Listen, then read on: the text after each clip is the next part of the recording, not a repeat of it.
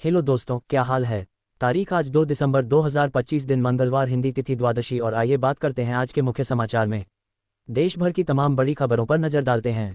देखिए दोस्तों, एक तो आज की जो द्वादशी तिथि है, इसे मत्स्य द्वादशी के रूप में मनाया जाता है, क्योंकि आज ही के दिन भगवान विष्णु ने मत्स्य अवतार लिया था और इसलिए उनके इस अवतार की पूजा भी की जाती है। और वहीं आज के दिन भारत में राष्ट्रीय प्रदूषण नियंत्रण दिवस के रूप में भी मनाया जाता है। ये दिन 1984 की भोपाल गैस त्रासदी के पीड़ितों की याद में मनाया जाता है। जी हाँ दोस्तों, वह दिन था आज ही का 2 दिसंबर 1984। समय रात के ठीक 8:30 बजे मध्य प्रदेश की राजधानी भोपाल की हवा जहरीली हो रही थी। थोड़ी और रात होते आधी रात को जब 3 तारीख लगी तो पूरी हवा जहरीली हो गई। 2-3 दिसंबर की मध्य रात भोपाल के लिए जब हवा में मौत बह रही थी। सरकारी आंकड़ों के मुताबिक इस दुर्घटना में 3,787 लोगों की मौत हुई थी, जबकि इस गैस रिसाव के चलते 1.25 लाख से भी ज़्यादा लोग घायल हो गए थे या अपन हो गए थे। मतलब लाखों लोगों की जिंदगी खत्म हो गई थी। सुप्रीम कोर्ट में पेश किए गए आंकड़ों में तो बताया गया कि 15,000 से भी ज़्यादा लोगों की जान गई थी इस दुर्घटना में। वैसे इस हादसे के पीछे मुख्य आरोपी वारेन एंडरसन बताया गया, जो कि इस कंपनी का सीईओ था। ठीक आज से 41 साल पहले आज ही के दिन भोपाल में मिथाइल आइसोसाइनेट लीक हुई थी, जब चारों तरफ लाशें बिछ गई थी। भोपाल की पूरी हवा जहरीली हो गई थी। कई लोग नींद में ही चल बसे तो कोई हाफ मर गया और आज भी इन लोगों को इंसाफ नहीं मिल पाया है। और वहीं आज ही के दिन मेडिकल साइंस में भी एक बड़ी उपलब्धि हासिल हुई।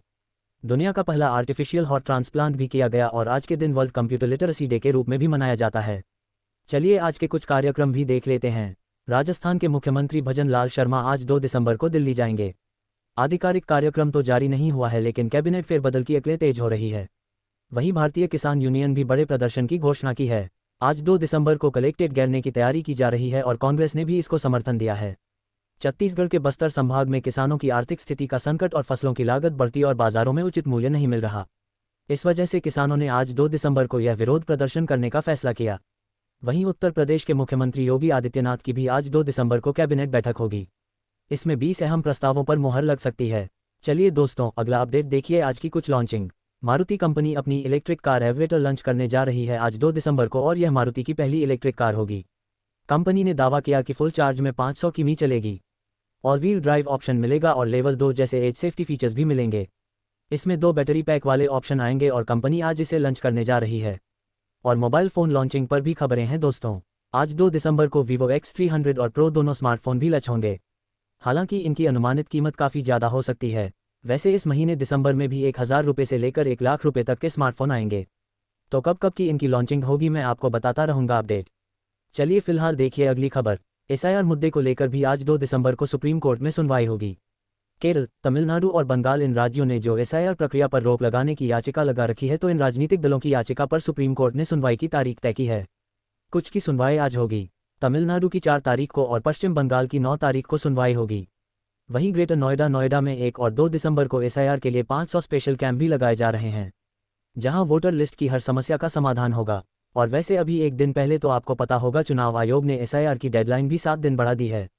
तो 12 राज्यों में अब यह वोटर्स का वेरिफिकेशन 11 दिसंबर तक चलेगा। चलिए आगे बढ़ते हैं खबरों में।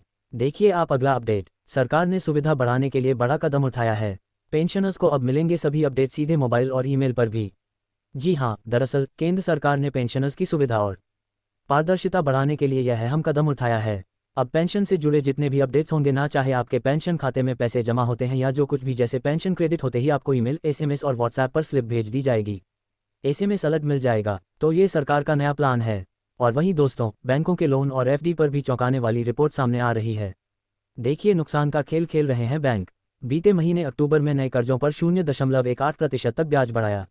ये रिपोर्ट्स वैसे एसबीआई की तरफ से जारी की गई है, जिसमें बताया गया है कि सभी बैंक समूहों ने नए ऋणों पर ब्याज दरें भी बढ़ा दी हैं। मतलब लोन की रेटें तो बैंक बढ़ा रहे हैं, जबकि जो जमा यानी एफडी पर भी ब्याज दरों में 0.04 से 0.5% तक की कमी कर दी है। इसका मतलब ये हुआ कि बैंकों ने दोनों ओर से ग्राहकों को घाटा दिया है।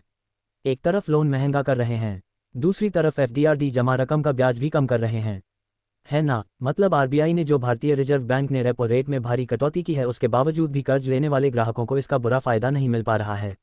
यह एसबीआई की तरफ से रिपोर्ट्स में चौंकाने वाली जानकारी दी गई। वैसे अभी हमारे देश के प्रमुख बैंकों के होम लोन की ब्याज दरें क्या चल रही है, जिनकी लिस्ट भी आप देख सकते हैं। और चलिए कुछ और रिपोर्ट सामने आ रही है। देखिए आप, बीते महीने नवंबर में यूपीआई ट्रांजैक्शन ने एक बार फिर से नया इतिहास रच दिया। 20.47 अरब ट्रांजैक्शन हुए हैं, जो कि सालाना आधार पर 32% तक का वार्षिक उछाल रहा।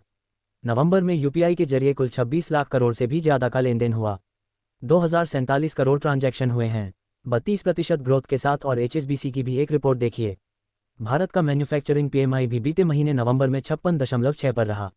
ग्रोथ रफ्तार में हल्की सुस्ती देखने को मिली है। वहीं दोस्तों, नवंबर में सरकार का GST कलेक्शन भी काफ़ी अच्छा रहा। 1.70 लाख करोड़ का GST कलेक्शन हुआ, टोटल 0.5 लाख करोड़ के लगभग। हालांकि अक्टूबर की तुलना में ये 26,000 करोड़ कम हुआ। और फ्यूल डाटा पर भी एक रिपोर्ट सामने आ रही है कि तिहाड़ी सीजन और GST कटौती से डीजल खपत भी 6 महीने के उच्च स्तर पर पहुंची है। ऊर्जा मांग में और भी तेज उछाल देखने को मिल रहा है। और वहीं दोस्तों, भारतीय रुपये की वैल्यू पर चौंकाने वाली खबर आ रही है कि भारत और अमेरिका व्यापार वार्ता और डॉलर की बढ़ती मांग की वजह से रुपये में बड़ी गिरावट देखने को मिली है। और आने वाले दिनों में तो और बढ़ेगा दबाव। देखिए, डॉलर के मुकाबले रुपया भारी गिरावट के साथ 89 रुपये और 79 पैसे के सरकारिक निचले स्तर पर पहुंचा। मतलब $1 की कीमत अभी 89 रुपये और 79 तक हो चुकी है। इतना गिर गया रुपया सबसे लोएस्ट लेवल पर चल रहा है। विदेशी निवेशक लगातार पैसा निकाल रहे हैं। डॉलर की मजबूती से दबाव बढ़ा है।